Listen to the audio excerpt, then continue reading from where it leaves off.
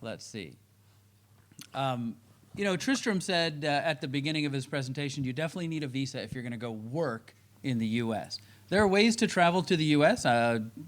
Where you're not working, and that's usually the visa waiver program. We call it ESTA, where you apply online. It's good for 2 years. It costs you $14. And that applies to musicians and artists very much, because we do see artists and musicians who are traveling for meetings, or they're going there to talk about future collaboration, and you know, they have things that they want to do in the U.S. that don't involve work, so it certainly does apply. But you can't work on that visa, and you can't do something else which is very important that you can do with a visa, which is you can't adjust status.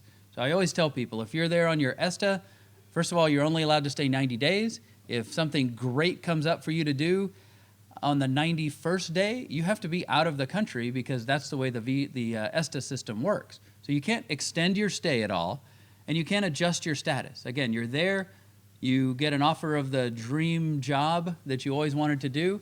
You can't just change to a work visa while you're in the U.S. You can't accept that job and stay in the U.S. You definitely have to leave and apply for a visa. If you're traveling on a tourist visa, then you do have some more options. You can extend your stay, you can adjust your status. So there are pluses and minuses to traveling on ESTA, and we can talk about that if you have any specific questions. I just wanted to add something regarding ESTA. I think most Norwegians are used to applying for ESTA very shortly in advance to their travel, and it used to be possible to apply for ESTA even if you're at the airport. Like we know those cases when people applied for ESTA before at the airport and they got it approved instantly or rejected instantly. It doesn't happen anymore, so I would recommend for anyone, no matter if you're going there to do business or if you're going on vacation, it's very important to apply at least 72 hours in advance. So make sure you do that, and if it happens that your ESTA is denied, what it means is that you have to come to the embassy and apply for a B1, B2 visa, for a visitor's visa, and see us. So that's the only difference. I also wanted to briefly mention some changes to the ESTA program, which I'm sure a lot of you have heard of. So basically, there are a few countries which, if you have visited those countries, you are no longer able to use ESTA program. For example, if you have been to Iran, you may receive a rejection on your ESTA application, and in that case, it doesn't mean you can't travel to the US, it just means that you have to apply for a visa instead. So I just wanted to clarify that, because I think a lot of people misunderstand this change and think that if they have been to some of those countries, they can't go to the US at all, which is not true. And Marta mentioned Iran, the other country that we see quite frequently, kind of surprises us sometimes, but North Korea is also on that list. Surprising number of Norwegians like to go on vacation to North Korea. So, yeah, people are curious. Okay, so we'll talk about visa-free travel. Let's see. These are basically some exceptions to the rule that you are not allowed to perform as an artist on ESTA. So Richard will talk about some of the exceptions that apply. Okay. Well, again, you can read this for yourself. It talks about if you're going to use recording facilities where the distribution is going to be outside the U.S. and no public performances, then you're allowed to go do that without a visa. So, and let's see. Again, I think you guys can all read that. We have a surprising number of Norwegian artists that go participate in these cultural exchange programs.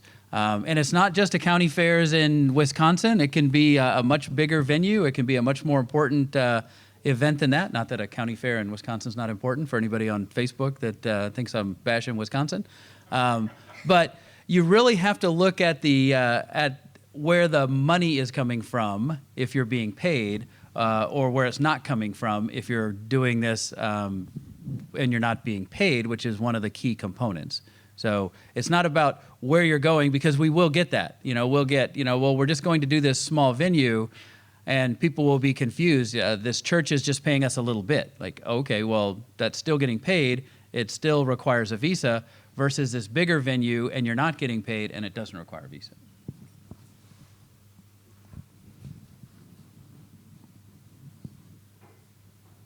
And again, this is a little bit more linked to that, but again, it's talking about amateur performers not getting paid, competing in a talent show.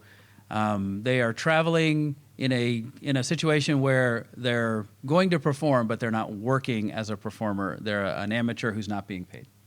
And showcasing. So, for example, we have gotten guidance from the Department of State that performing on South by Southwest is allowed on ESTA or B1, B2 visa as long as you're not doing some other performances in addition.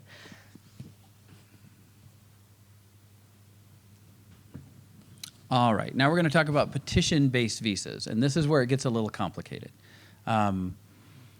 It was mentioned that we come here once a year to talk about this. I would say that Marta, in particular in our office, talks about this certainly on a weekly basis. She is the one who fields the inquiries when you email us at the embassy and ask, what about my situation?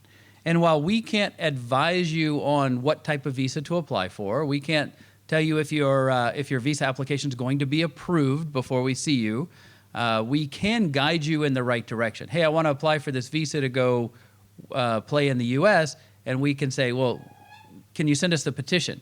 What's a petition?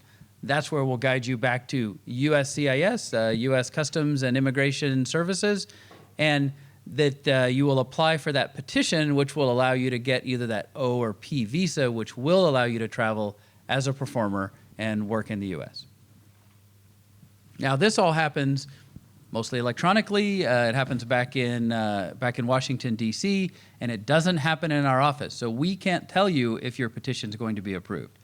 The folks that get an approved petition are usually working with immigration lawyers, usually working with through their company, usually working with someone who's helping to manage that process. They've got a manager, they've got folks that are managing the performance back in the U.S. and want you to come perform. So those folks are working with USCIS to get an approved petition. Once they've got that, then you're going to come see us for the visa. Two separate processes that happen in two different places. They're connected, but they're not the same. Yeah, and we get a lot of questions about processing times, cost of such application or petition, and the answer is always we can't really speak on behalf of USCIS. I think Music Norway probably has a better idea from their own experience working with artists. I think I've heard like at least 3 months. So definitely we understand that it's not always an easy process because being an artist and getting an offer to perform in the US is usually something that comes up and it's a very short time, quick decision, and it's impossible to do it on such a short notice if you have to get a work visa. So we definitely see the frustration, but it's unfortunately the process that artists performing in the US and getting paid for it have to go through. And this is a pre-arranged assignment. You have to have a sponsor in the US, person who files a petition on your behalf, like a management agency that will file it on your behalf, and then you will come to the embassy to see us and apply for a visa. So really, visa is the last step in the process, not the first step. All right, so the P visa, again, you can read for yourself what this has to do. This is one of those visas that has said that you are a professional going to do this for your job in the U.S. You guys aren't, you guys are in the P2 category there with artists or entertainers.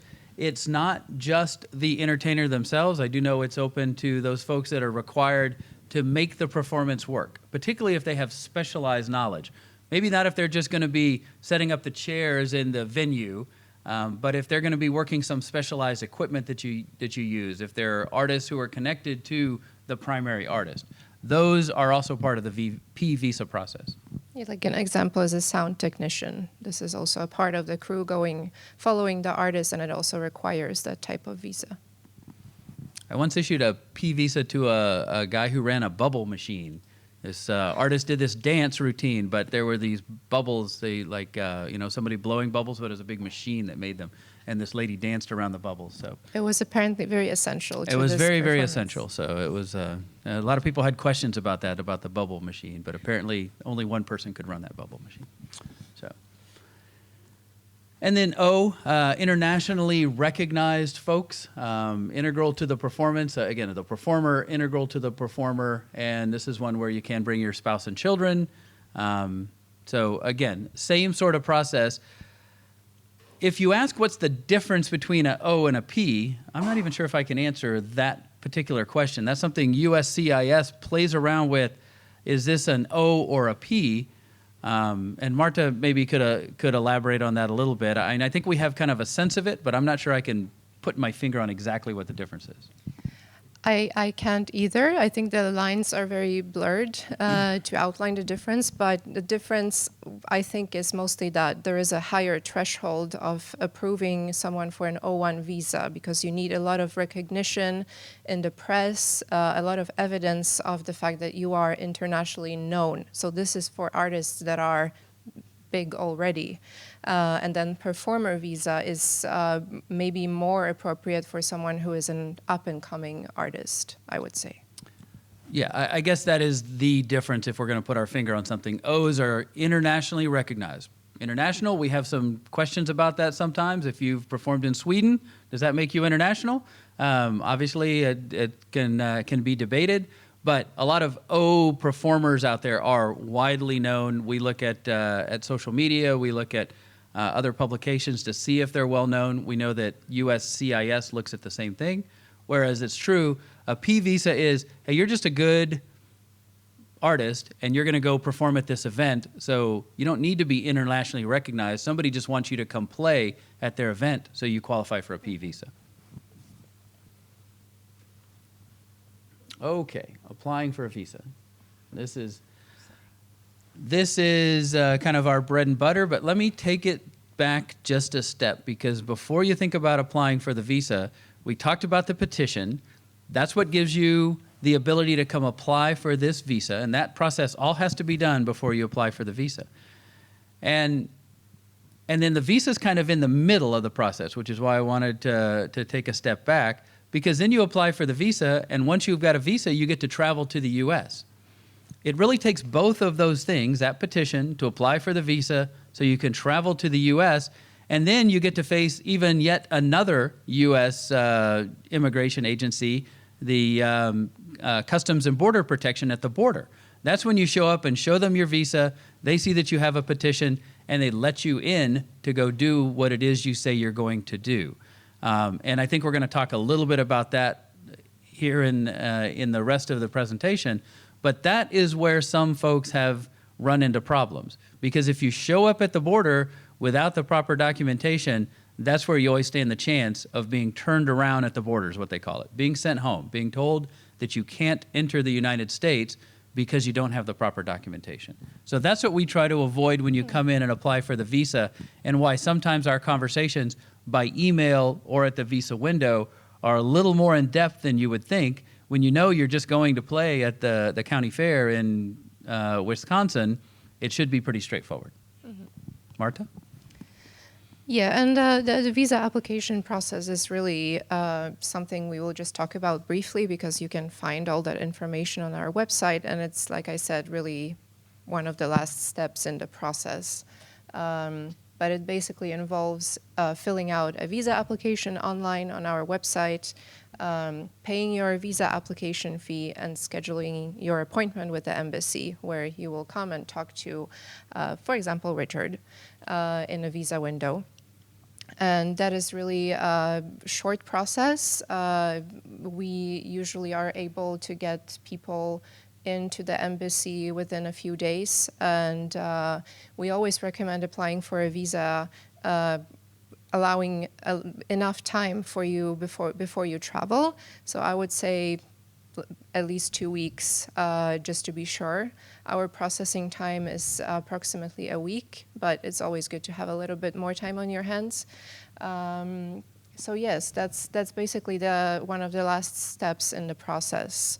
And I think a lot of people think of the visa interview as this very scary event that is going to take a lot of time, but the reality is that what is the average for the visa interview? About 2-3 minutes. 3 minutes would be a long conversation. We would just be very interested in what you're doing. Yes. So. And just so you know, you have to talk to Marta before you can talk to me. So this is our website, ustraveldogs.com/no. And you can find a lot of useful information on that website regarding visa types and the visa application process.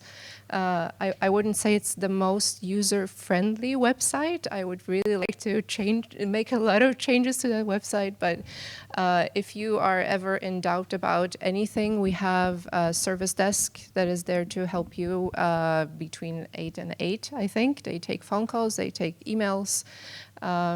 So you're welcome to contact us if you ever have any questions, but there is a lot of useful information on the website, and that's basically where everything in advance to the visa interview happens. And the service desk has Norwegian language speakers. That's right. Of course, our staff has Norwegian language speakers. We answer emails if they are sent in Norwegian.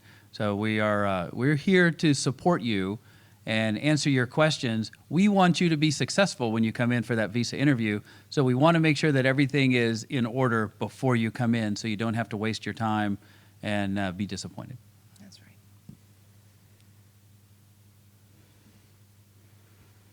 So here are some required documents for a visa application. You have to have a valid passport. We need to keep your passport for a few days, so make sure if you have other travels planned, make sure you plan well. One visa photo, the confirmation page for your visa application, and if you are applying for one of those work visas, you will need an approved petition from USCIS, and that's really everything we need at the time of the visa interview. I think we have come to questions. Yes. Is there an opening in the P visa for Norwegian songwriters to? Sorry. Thank you. Is there an opening in the P visa for Norwegian songwriters to go to the U.S. to create copyright with American songwriters? Yes, I think we were talking about this before the presentation, and Marta and I were talking about that.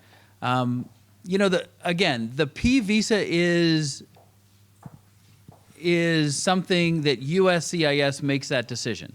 So it's not something we can say, yes, you can do that as a songwriter.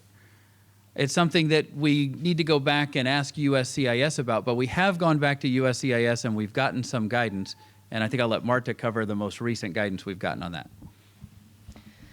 So basically the question we have asked the U.S. Department of State and our legal advisors was about whether Norwegian songwriters can do what they're doing on a B1, B2 visa or on ESTA. And the answer is not as straightforward as I would like it to be. It really depends on, for example, whether this is a part of a bigger project and being in the U.S. is just sort of incidental to employment, or if it's a project that happens solely in the U.S. and you're obviously getting paid at some point and the songs will be distributed in the U.S., then the answer is no. So it really depends on what sort of a project we are dealing with. Like Richard said, we can't really answer whether a P visa will be appropriate for a songwriter to use. This is more of an evaluation that USCIS does, and we have no influence on their evaluation. All we get is an approved petition. We look at it, we look at the person's qualifications, and we either approve the visa or not. So I really wish I could answer that question better, but I can't. I think definitely if this is a person who is already recognized in the songwriting world, the O visa would be an option. The answer we got from the department was either or. So I think it really depends on individual cases, which we obviously cannot evaluate in advance. But I think both type of visas would be a possibility for that sort of work. Right. The reason I'm asking is because the O1 visa obviously hangs very high. It's a very hard visa to get for internationally recognized writers. While you mentioned that the P visa has a slightly lower status in that case, and which definitely applies to artists. But I'm curious to how that would play out for people interested in writing and creating copyright. Obviously, we live in a world where distribution is digital and widely spread online. So saying that it wouldn't be distributed in the U.S., it's going to be hard for anyone. Which would probably rule out most writers from the ESTA visa, based on your presentation. Is the information about the P1 visa going to be available from U.S.? Well, USCIS. Yeah. Yes. Anytime soon? Well, we can send you the link to their website, and it gives you the information that they put out publicly about what they use to approve a P visa. But as Marta alluded to, I think they would still deal with those applications on a case-by-case basis. And I would only be speculating, but for instance, if someone was going to go work in an office as a songwriter, I know nothing about songwriting, so I can't speculate on how that would work. But for instance, if they were going to go work in an office with a group of songwriters and collaborate for some period of time writing songs, they may see that as more work and less artistic. Which obviously your work is artistic, but they may see that as you're going to work in an office and you're going to be paid by a U.S. source, the P visa is not appropriate. Or you're going to go collaborate, as it said before, you can go work, you can go collaborate in a recording studio. Maybe if you're going to go do that, maybe that is appropriate for that particular songwriter. It would very much depend on how they articulated what that songwriter was going to do, where they're going to do it, and for what time period. Mm-hmm. And I just also wanted to add that, like Richard mentioned before, the spectrum of people who could qualify for a P visa, for example, following an Norwegian artist and writing songs for this artist, they could do it as a part of the crew. Like I mentioned, the people we have seen on P visas as a part of a crew of an artist, they had all kinds of professions: sound technicians, people who are operating a bubble machine. So, I mean, there are definitely also songwriters and producers going on this type of visa.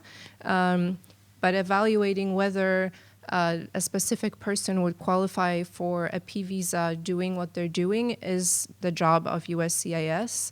And really all we can provide is a source of information we have from USCIS outlining the evidence they need to approve this type of visa, and everything else would be really speculation, unfortunately. Okay, thank you. Any other questions?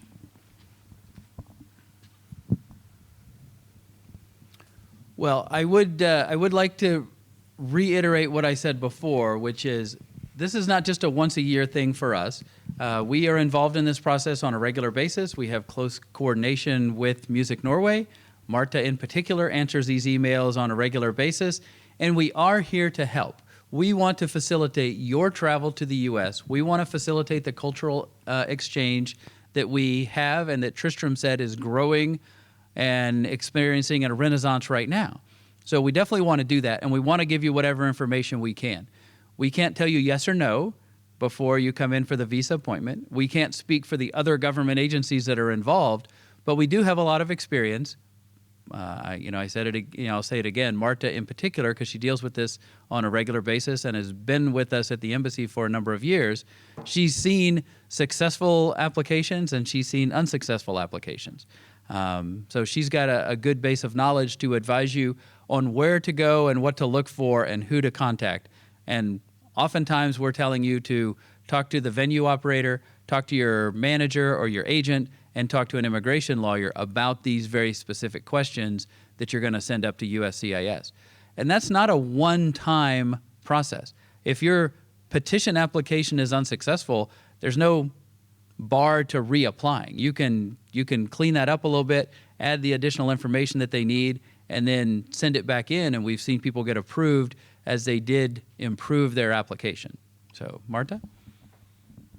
I think the bottom line is that most artists who are applying for this petition-based visa, they are working together with immigration lawyers who do this for a living. So they definitely do have experience, and they know which documents are necessary for a successful application.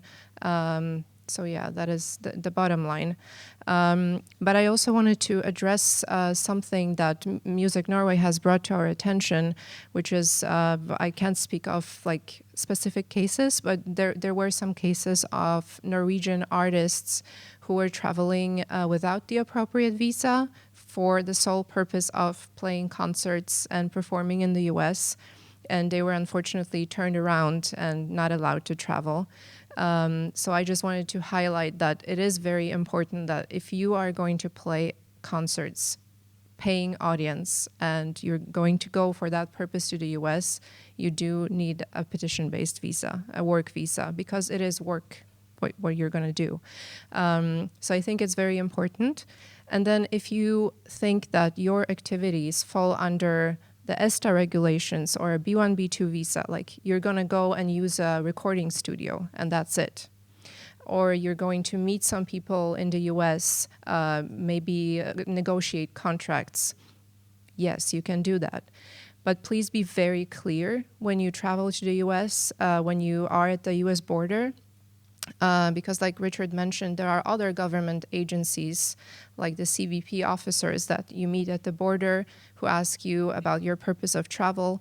This often leads to misunderstandings. People are tired after a long flight, and maybe they are really just going to use a recording studio, but they mention something about performing or playing a little concert here and there.